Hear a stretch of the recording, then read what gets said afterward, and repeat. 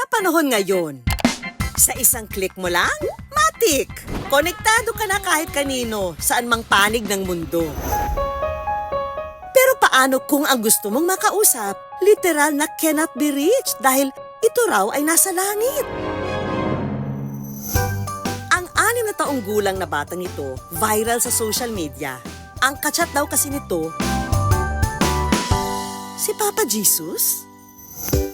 Sa video na kuha ng kanyang ina, makikita si Zayden na hindi lang nagchat-chat, kundi nagvi-video call at nagvo-voice message pa sa kausap niya. Ano naman, Papa Jesus?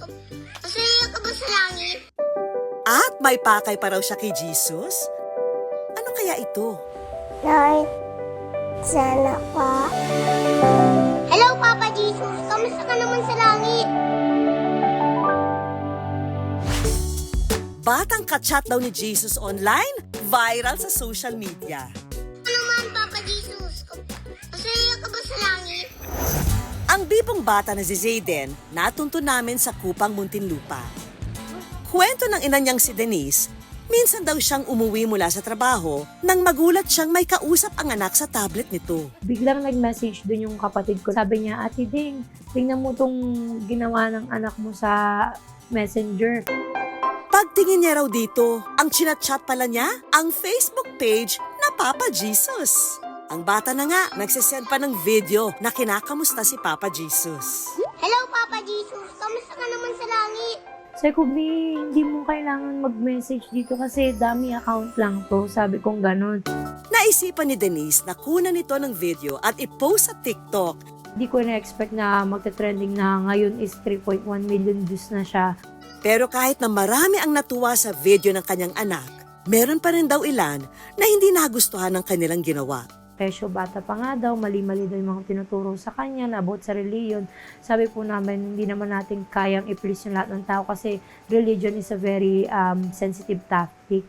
Nang sabihin nito ng kanyang ina sa kanya, ang tanging masasabi na lang daw ni Zayden sa mga basher, Hayaan natin sila, God bless you guys na lang, sabi niyang ganon. The Father, Son, mula raw noong magkaisip si Zayden, tinuruan na raw siya agad ng kanyang mga magulang na magdasal at magpasalamat sa Diyos. bakit mahilig ka magdasal?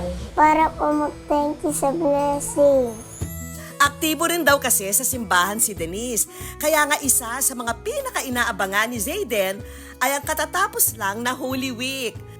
Nakikilahok daw kasi sila sa mga aktibidad tuwing ganitong panahon.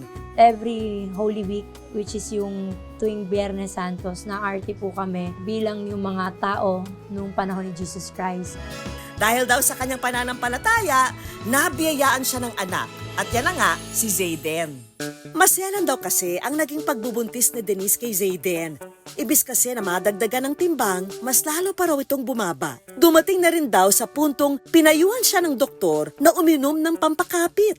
First trimester, super hirap po talaga kasi hindi ako nakakakain kahit mismong tubig. Sinusuka ko siya. Pero hindi pa raw dito natapos ang hirap sa kanyang pagbubuntis. Dahil kinailangan daw siyang i-emergency cesarean section.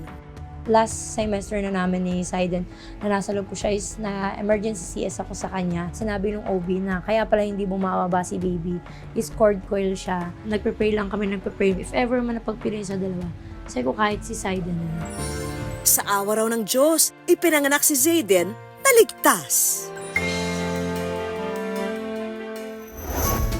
Laking pasasalamat ni na Denise na lumaking mabuting bata si Zayden. Madali raw siyang utusan, bibo, at higit sa lahat, may pananampalataya sa Diyos.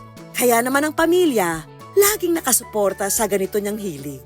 Nagulat na lang kami na ang lagi niyang hinihingi na laruan is mga rebulto ng mga patron saint, ni Papa Jesus, rebulto ni Nazareno, sige, bibigay namin.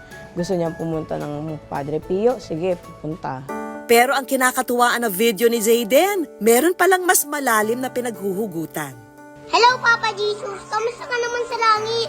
Si Zayden kasi, meron daw gustong kamustahin kay Papa Jesus. Walang iba, kundi ang kanyang pinakamamahal na pinsan na si Baby Kylie, na pumanaw noong 2022 sa edad na 6 na buwan. Si Kylie kasi, ipinanganak daw na maliit ang daluyan ng hangin sa katawan. Nung pinanganak ko po siya, pag-uwi namin dito, ang sumalubong agad sa amin si Pupuy. Tuwan-tuwa siya kasi parang si Kylie yung nag-iisang babae dito sa bahay nung time na yon. So ang tingin niya kay Kylie is parang prinsesa niya. Hanggang sa nung time na nawala si Kylie sa amin, hindi siya umalis dito nung nakaburol si Kylie hanggang sa nilibing siya. Sumasama lagi siya sa amin sa sementeryo para bisitahin siya. Lagi niya ako tinatanong, Tati, kamusta na si Kylie? Okay kaya siya kay Papa Jesus? Request daw niya kay Papa Jesus, ikamusta siya sa pinsan. Itinanong din niya kung ilang taon na ngayon si Kylie. Kamusta na po ba si Kylie dyan sa heaven? Hindi na po ba siya baby? Malaki na po ba siya? Sa pangungulit na nga ni Zayden, abay sinagot na raw siya ni Papa Jesus. Hindi sa chat, kundi sa panibagong blessing. Kasunod kasi ng pagpano ni Baby Kylie, ang pagdating naman ng kapatid nitong si Baby Kyrie. Parang wala pang 1 year. Nabuntis nga po ate ko agad, which is nung bumalik po is si Kyrie. Para talaga siyang silang Xerox copy, pero male version nga po. Ang dalawa, matalik ngayong magkaibigan. Pero si Kyrie, ipinanganak pala na mayroong congenital heart disease. Kaya naman ang panibagong hiling daw nito kay Papa Jesus. Sana po gumaling na po yung heart ni Kylie. Sobrang lambing niya na somehow, nabibigyan niya kami ng strength mag-asawa. At matapos ang ilang buwan, sumailalim na sa open heart surgery si Kyrie. At ito na nga, ay naging matagumpay. Si Zayden, biyaya raw talagang maituturing ng pamilya. Ang wish ko lang po sa kanya is yung tulad ng sinasabi ko sa kanya lagi na kahit anong gusto mong gawin in the future, basta piliin mo lang yung maging masaya ka. At pinaka-importante is yung may takot siya sa Diyos. Hindi nasusukat sa edad ang tunay na paniniwala. Dahil si Papa Jesus, always online. Hello, Papa Jesus. Kamusta ka naman sa langit?